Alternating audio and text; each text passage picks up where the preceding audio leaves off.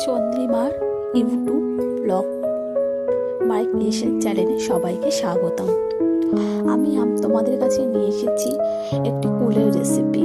আর এই কুল রেসিপি আমি এমনভাবে কুলের আচারটা বানাবো যাতে তোমরা অনেকদিন সংরক্ষণ করে তারপরে রেখে দিতে পারবে, সহজে নষ্ট হবে না।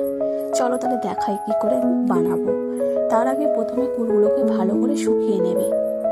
ভালো করে শুকানো হয়ে গেলে তারপরে সেই কুলগুলোকে ফেটিয়ে নিয়ে সেটাকে হলুদ দিয়ে, শুধুমাত্র হলুদ দিবে, লবণ একদমই দিবে না, কারণ বেশি দিন সংরক্ষণ করতে চাইলে লবণটা দিবে না। শুধু হলুদ দিয়ে মেখে রোদে শুকাতে দেবো।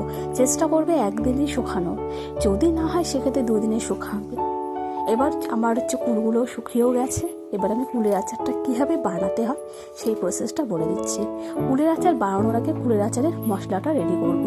তার জন্য কড়াইয়ে দিব প্রথমে তেজপাতা, শুকনো লঙ্কা। ওটা ভাজা ভাজা হয়ে আসলে তারপর তার মধ্যে দিব মৌরি, জিরা। মৌরিটা সব বেশি পরিমাণে দিব, জিরাটা অল্প একটু দিব।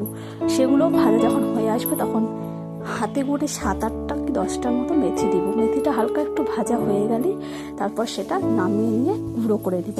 সেটা তোমরা যেভাবে ইচ্ছা গুঁড়ো করতে পারো, পাটাতেও করতে পারো, মিক্সিতেও করতে পারো। আমার মশলাটা রেডি। এবার আমি চলে যাচ্ছি কীভাবে তৈরি করব। প্রথমে কড়াইয়ে সরিষার তেল দিয়ে দিবে, আমি 1/2 কাপের মতো দিয়েছি।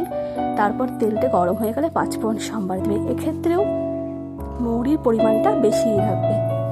তারপর যখন একটু হালকা সেন্ট বেরিয়ে আসবে তারপর তার মধ্যে কুলগুলোকে, যে মাখা কুলটা আমার ছিল ওটা দিয়ে দিতে হবে। কুলগুলো দিয়ে দিয়ে নাড়াচাড়া করে কিছুক্ষণ করে, আর সবসময় মনে রাখবে মিডিয়াম আছে কুলের আচারটা করার চেষ্টা করবে। তারপরে কুলগুলোকে দিয়ে নাড়াচাড়া করে নেওয়ার পর দিয়ে দিব গুড়। আর বন্ধুরা মনে রাখবে, 1 ফোঁটাও কিন্তু আমরা জল ইউজ করব না। শুধুমাত্র কুলগুলো রোদে শুকানোর পর যখন ধুয়ে নিয়ে মাখবো তখনই, একমাত্র যখন ধুবো কুলগুলোকে রোদে থেকে নিয়ে, তখনই শুধুমাত্র জল ইউজটা করলাম, আর কোনো জল ইউজ করবো না। জল ইউজ না করলে সেই আচার বেশি দিন ভালো থাকে, সেজন্য। তারপরে আমি গুড় দিয়ে, তোমাদের পরিমাণ মতো তোমরা গুড় দেবে, যে যেমন মিষ্টি খেতে চাও, কুলের টক যেরকম সেই হিসাবে। তারপর নাড়াচাড়া করে টোরে নিয়ে তারপর নামিয়ে ভালো করে যখন দেখবে গুড়ের পাকটা হয়ে আসবে, যখন তোমরা তো গুড়ের পাকটা ঠিক বোঝো, সেই হিসেবে যখন হয়ে আসবে, দেখতেই পারছো কীরকম আমারটা হয়েছে, সেই হিসেবে হয়ে আসলে তারপর আমরা গ্যাসটা বন্ধ করে দেবো। গ্যাসটা বন্ধ করে নিয়ে তারপর যে আমার ভাজা মশলাটা ছিল সেটা আমি গুঁড়োটা দিয়ে দেবো।